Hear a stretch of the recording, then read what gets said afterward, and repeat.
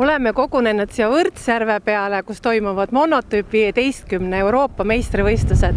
Täna on 25 ekipaaži teinud 4 võistlussõitu ja osadel ei ole see just kõige kergemini läinud, et siin on ka kannatanuid materiaalosas.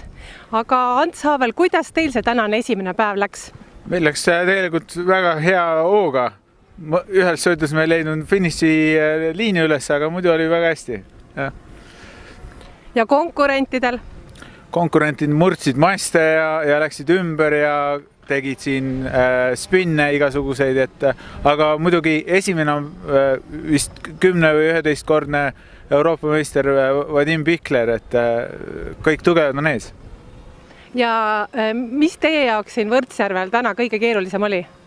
Ei, lihtsalt alguses me ootasime tuult, et me just tahtsime, et oleks puhuks nii palju, kui tuleb torust, ja see tuli, et muidu oli kõik väga hästi.